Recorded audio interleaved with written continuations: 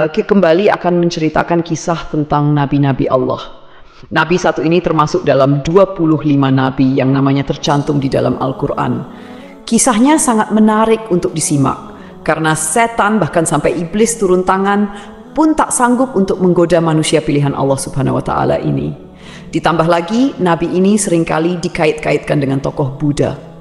Banyak yang beranggapan bahwa beliau adalah sosok Siddhartha Gautama yang menjadi pendiri dari agama Buddha. Untuk itu, di video kali ini, kita akan membahas tentang kisah Nabi Allah Zulkifli alaihissalam. Assalamualaikum warahmatullahi wabarakatuh, sobat beriman yang dimuliakan Allah. Alangkah lebih baik jika sahabat sekalian bantu channel ini terus berkembang dengan cara like, komen, dan subscribe. Semoga kita selalu dalam keadaan sehat walafiat, dipanjangkan rezekinya, dan dimudahkan urusannya. Amin ya rabbal alamin. Nama Nabi Zulkifli disebutkan hanya 2 kali di dalam Al-Quran, yaitu di dalam surat Syad ayat ke-48. Dan ingatlah kan Ismail, Ilyasa, dan Zulkifli. Semuanya termasuk orang-orang yang paling baik. Kemudian di surat Al-Anbiya ayat ke-85. Dan ingatlah kisah Ismail, Idris, dan Zulkifli. Semuanya mereka termasuk orang-orang yang sabar. Meskipun Zulkifli tidak disebutkan secara tegas dalam Al-Quran bahwa beliau adalah seorang nabi, karena di kedua ayat tersebut nama Zulkifli disebutkan dengan pujian bersamaan dengan para nabi lainnya, maka para ulama dan sejarawan menyimpulkan bahwa Zulkifli juga seorang nabi.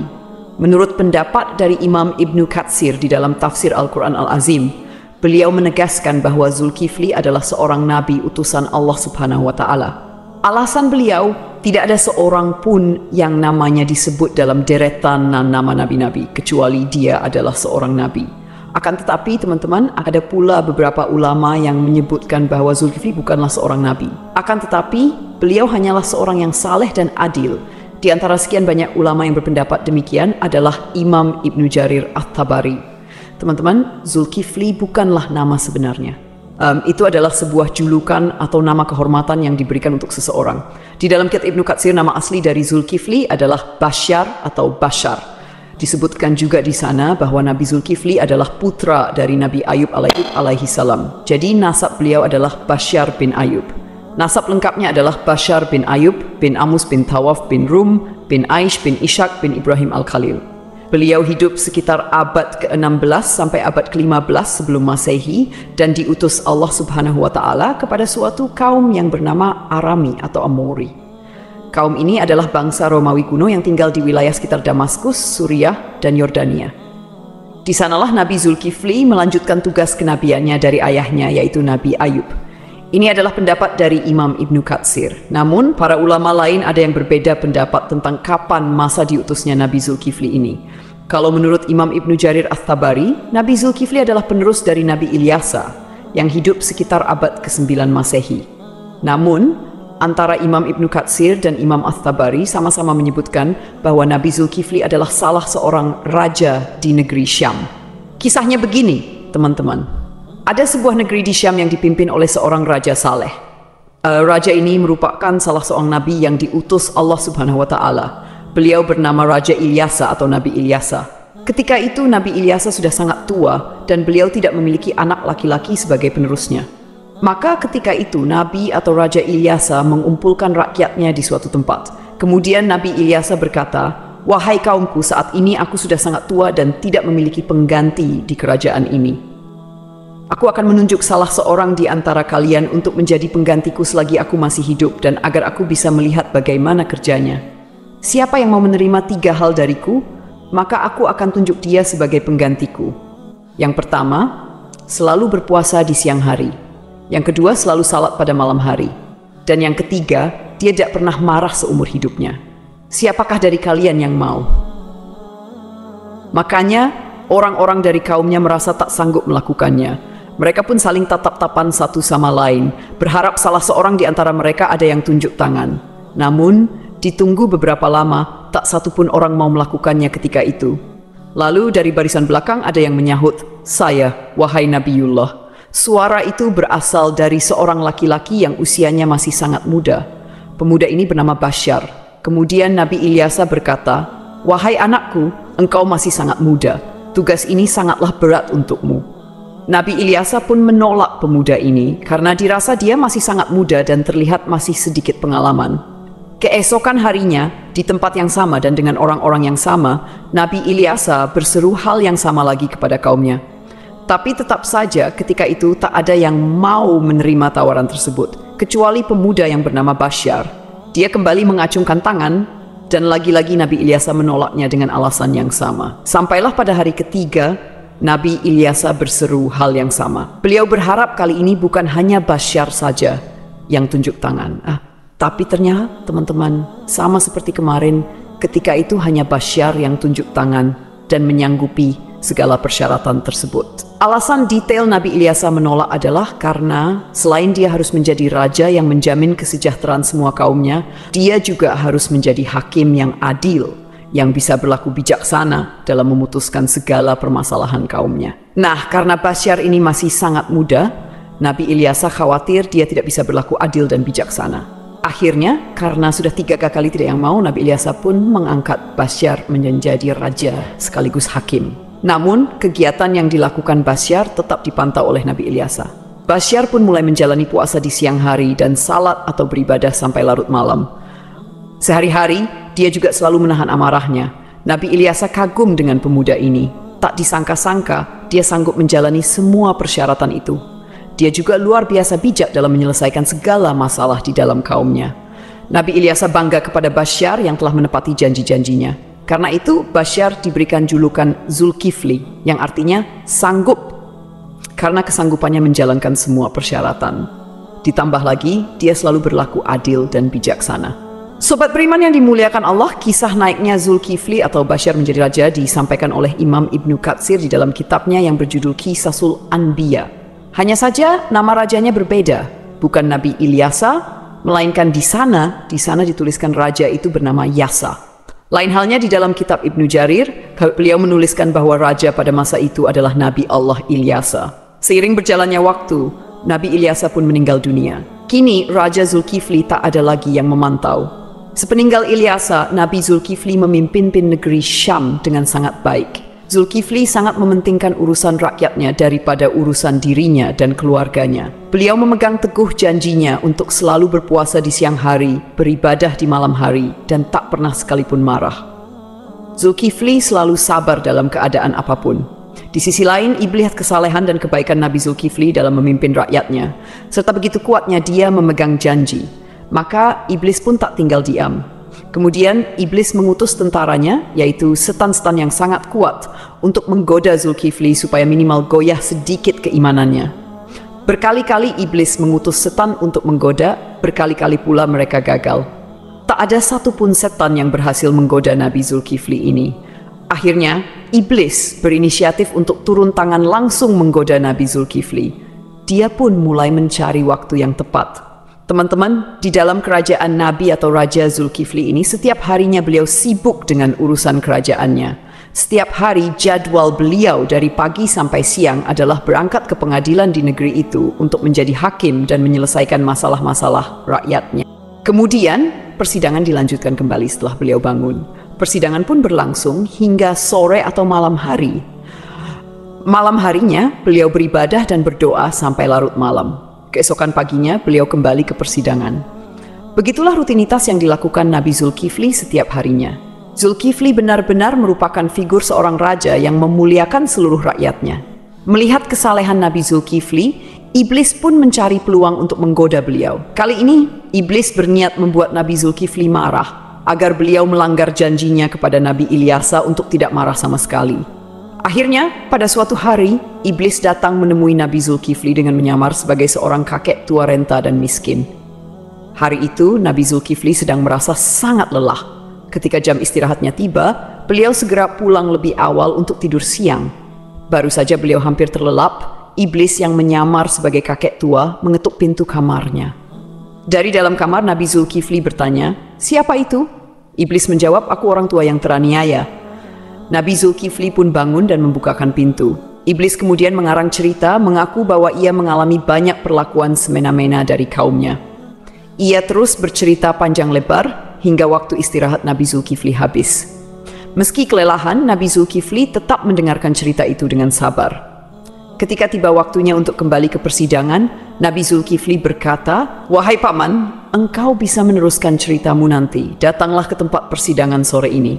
Aku akan membantu menyelesaikan masalahmu di sana." Nabi Zulkifli pun kembali ke persidangan dan menjalankan tugasnya sebagai hakim.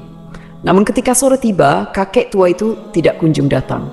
Nabi Zulkifli menunggu hingga malam hari, tetapi kakek tua itu tetap tidak muncul. Beliau pun pulang ke rumah dengan pikiran bahwa mungkin kakek tua itu akan datang esok hari. Keesokan harinya, Nabi Zulkifli seperti biasa duduk di persidangan untuk menyelesaikan permasalahan rakyatnya. Beliau menunggu hingga siang, tetapi kakek tua itu tetap tidak datang. Ketika waktu istirahat tiba, Nabi Zulkifli menutup sementara majelisnya dan pulang untuk tidur siang. Namun baru saja beliau tertidur, kakek tua yang sama kembali mengetuk pintu. Nabi Zulkifli membuka pintu dan berkata dengan lembut, "Wahai paman, bukankah sudah kukatakan padamu kemarin, datanglah ketika aku di persidangan. Aku akan menyelesaikan masalahmu di sana." Namun kakek tua itu kembali mengarang cerita, berbicara panjang lebar hingga waktu istirahat Nabi Zulkifli habis untuk kedua kalinya. Meski sangat lelah, Nabi Zulkifli tetap sabar. Beliau berkata, "Wahai paman, datanglah ke majelisku sore ini. Aku akan menunggumu di sana untuk menyelesaikan masalahmu." Kakek tua itu pergi dan Nabi Zulkifli kembali ke persidangannya. Karena tak sempat istirahat, beliau tampak sangat lelah dan mengantuk. Ketika sore tiba, Nabi Zulkifli mencari kakek tua itu di tempat persidangan, tetapi kakek tua itu tidak datang lagi. Nabi Zulkifli berdoa kepada Allah Subhanahu wa Ta'ala agar diberikan kesabaran dan keteguhan hati sehingga beliau tidak marah. Pada hari ketiga, ketika waktu istirahat tiba, Nabi Zulkifli pulang dengan cepat. Hari itu, beliau merasa sangat lelah, bahkan lebih lelah dari hari sebelumnya. Ketika waktu istirahat tiba, beliau menyampaikan pesan kepada para penjaganya, "Jangan biarkan siapapun mendekati pintu ini. Aku ingin tidur. Hari ini aku sangat lelah." Baru saja Nabi Zulkifli tertidur, iblis yang menyamar sebagai kakek tua kembali datang dan mengetuk pintu. Namun, penjaga pintu dengan tegas berkata, "Hai paman, raja sedang istirahat. Beliau tidak ingin diganggu." Kakek itu berusaha memaksa masuk dengan alasan, "Aku sudah memiliki janji dengan raja untuk bertemu hari ini." Namun, penjaga tetap tidak mengizinkannya dan memintanya menunggu hingga waktu istirahat selesai. Iblis pun pergi, tetapi kemudian dia menemukan sebuah lubang di atas kamar Nabi Zulkifli. Melalui lubang itu, iblis memanjat dan masuk ke dalam kamar Nabi Zulkifli yang sedang tertidur. Iblis mendekati Nabi Zulkifli untuk membangunkannya dengan tujuan membuat beliau marah. Saat terbangun, Nabi Zulkifli melihat kakek tua itu dan bertanya, "Hai paman, apa yang kau lakukan di kamarku? Bukankah aku telah menyuruhmu untuk menemuiku di persidangan?" Hampir saja Nabi Zulkifli marah, tetapi beliau menahan amarahnya dengan sekuat tenaga. Melihat Nabi Zulkifli tetap sabar, iblis merasa putus asa. Lalu iblis berkata, "Wahai raja, coba lihat aku. Apakah engkau tidak mengenali siapa aku?" Nabi Zulkifli memperhatikan lebih jelas dan berkata, "Engkau pasti musuh Allah." Kakek tua itu menjawab, "Benar, aku adalah iblis. Engkau membuatku tak berdaya dalam segala hal. Aku melakukan ini semua untuk membuatmu marah agar kau melanggar janjimu." Namun, iblis akhirnya menyerah karena tidak berhasil membuat Nabi Zulkifli marah. Lalu ia pergi meninggalkan kamar tersebut. Cobaan dari kaum yang menentang. Selain gangguan dari iblis, Nabi Zulkifli juga menghadapi cobaan lain berupa pemberontakan dari sebagian kaumnya. Beberapa orang dari kaumnya menentang kekuasaannya dan berencana menghancurkan kerajaannya. Mereka bahkan ingin Nabi Zulkifli turun dari jabatannya sebagai raja. Melihat situasi ini, Nabi Zulkifli mengumpulkan pasukannya untuk melawan para pemberontak. Sayangnya, sebagian besar kaumnya enggan ikut berperang karena takut mati di medan perang. Mereka memberikan syarat yang hampir mustahil, yaitu jaminan bahwa mereka akan tetap hidup dan tidak terbunuh selama pertempuran. Nabi Zulkifli pun berdoa kepada Allah Subhanahu wa Ta'ala, memohon agar seluruh pasukannya diberikan keselamatan. Dalam pertempuran yang berlangsung sengit, doa Nabi Zulkifli dikabulkan oleh Allah. Tidak ada satupun anggota pasukannya yang gugur, dan pasukan Nabi Zulkifli berhasil meraih kemenangan. Keberhasilan memimpin kerajaan. Setelah kemenangan itu, kerajaan Nabi Zulkifli menjadi lebih tentram dan sejahtera. Nabi Zulkifli memimpin dengan keadilan dan kebijaksanaan, menjalani hidup dengan sederhana, serta selalu mementingkan kesejahteraan rakyatnya. Beliau dikenal sebagai pemimpin yang sabar, tidak pernah marah, dan selalu memegang teguh janjinya. Dalam tafsir Imam At-Tabari, disebutkan bahwa Nabi Zulkifli adalah penerus dari Nabi Ilyasa. Namun, sebagian ulama lainnya meyakini bahwa Nabi Zulkifli adalah orang yang sama dengan Nabi Yehezkiel yang dimakamkan di Babilonia di sebuah tempat bernama Al-Kifl yang kini berada di kawasan Irak. Abdullah Yusuf Ali dalam The Holy Quran menyebutkan bahwa kata Kifli adalah bentuk Arab dari Yehezkiel yang berasal dari bahasa Ibrani. Berdasarkan pendapat ini, Zulkifli bukanlah sebuah julukan melainkan nama asli. Terlepas dari kebenaran pendapat ini, para ulama seperti At-Tabari, Ibnu Katsir, Ibnu Ishaq, dan Ibnu Qutaibah sepakat memandang Yehezkiel sebagai Nabi Allah. Ibnu Katsir bahkan mengisahkan Nabi Zulkifli dan Nabi Yehezkiel sebagai dua cerita yang berbeda. Artinya kedua nabi ini dianggap sebagai tokoh yang berbeda. Ada pula perdebatan panjang yang menyebutkan bahwa Zulkifli adalah sosok Buddha Siddhartha Gautama, seorang tokoh yang diyakini sebagai pendiri agama Buddha.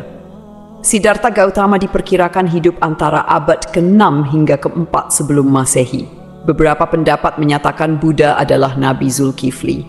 Ada juga yang menghubungkannya dengan Nabi Idris, dan bahkan ada yang menyebut Buddha adalah Nabi Khidir. Pendapat ini salah satunya didasarkan pada anggapan bahwa kata Kifli adalah bentuk Arab dari kata Kapil, kependekan dari Kapilawastu, yaitu ibu kota Sakya dan tempat tinggal Siddhartha Gautama sebelum meninggalkan istana. Salah satu pendukung teori ini adalah Hamid Abdul Qadir dalam karyanya Buddha the Great, His Life and Philosophy. Beliau menyimpulkan bahwa prinsip hidup Nabi Zulkifli memiliki banyak kesamaan dengan filosofi yang diajarkan Siddhartha Gautama. Pendapat ini diperkuat oleh Al-Qasimi, seorang ahli tafsir yang menafsirkan surat Tin. Saidah, pohon Tin, tempat Buddha mendapatkan wahyu dan menjadi rasul. 2. Pohon Zaitun, tempat Nabi Isa diangkat menjadi nabi dan rasul. 3. Gunung Sinai, tempat Nabi Musa menerima mandat dari Allah. 4. Negeri Mekah yang aman, tempat Nabi Muhammad SAW menerima wahyu. Dalam tafsir tersebut, timbul pertanyaan mengapa agama Buddha dan Kristen disebut lebih awal dibandingkan Yahudi dan Islam. Ibnu Taimiyah menjelaskan bahwa hal ini karena agama Buddha berada lebih jauh dari kebenaran, kemudian Kristen dan Yahudi lebih mendekati, sedangkan Islam disebut terakhir karena kesempurnaannya. Namun, ada juga pendapat lain yang menghubungkan Buddha dengan Nabi Khidir. Dalam Al-Milal wa Nihal yang ditulis oleh As-Syahrastani dijelaskan bahwa jika ajaran-ajaran Buddha benar, maka ia memiliki banyak kesamaan dengan Nabi Khidir. Adapun menyatakan Buddha adalah Nabi Idris didasarkan pada beberapa kesamaan, seperti aturan memakai jubah kebihuan. Dalam kitab Mustadrak Al-Hakim dari Ibnu Abbas disebutkan bahwa menjahit adalah salah satu keahlian Nabi Idris. Dikatakan bahwa Nabi Daud adalah seorang pembuat perisai, Nabi Adam seorang petani, Nabi Nuh seorang tukang kayu, Nabi Idris seorang penjahit, dan Nabi Musa seorang penggembala. Sementara itu, Siddhartha Gautama yang dikenal sebagai Buddha adalah seorang pangeran putra Raja Sudodana. Pada usia 7 tahun, Pangeran Siddhartha memiliki 3 kolam bunga teratai, yaitu kolam bunga teratai biru Upala, kolam bunga teratai merah Paduma, dan kolam bunga teratai putih Pundarika. Kata Acider Sidra atau Sidar yang merujuk pada makna bunga teratai menjadi hal yang patut diperhatikan, terutama bila dikaitkan dengan Nabi Idris. Kisah Sang Buddha yang mencapai kesempurnaan menuju nirwana dianggap memiliki kesamaan dengan Nabi Idris yang mencapai surga Allah tanpa melalui kematian. Pada suatu malam, Pangeran Siddhartha memutuskan meninggalkan istananya dan menjalani hidup sebagai seorang pertapa. Di usia 40 tahun, beliau dikatakan diangkat sebagai nabi. Sebagaimana nabi-nabi lainnya, Buddha Gautama juga meramalkan kedatangan Nabi Muhammad SAW. Dalam ajarannya, ia menyebutkan tentang Buddha Maitreya. Aku bukanlah satu-satunya Buddha. Selepas aku akan lahir seorang Buddha lagi yang dikenal dengan nama Maitreya. Dia akan memiliki banyak sifat-sifat mulia dan utama. Sejarawan Muslim bernama Al-Biruni yang pernah tinggal bertahun-tahun di India mencatat dalam kitabnya Al-Hind bahwa para penganut Buddha di India tidak menganggap Buddha sebagai Tuhan, melainkan hanya seorang nabi. Demikianlah kisah Nabi Zulkifli yang dihubungkan dengan Siddhartha Gautama. Semoga kisah ini bermanfaat. Mohon maaf atas segala kekurangan. Yang benar datangnya dari Allah SWT, sedangkan kekhilafan berasal dari saya sebagai manusia biasa. Sampai jumpa pada kisah-kisah seru lainnya. Wassalamualaikum warahmatullahi wabarakatuh.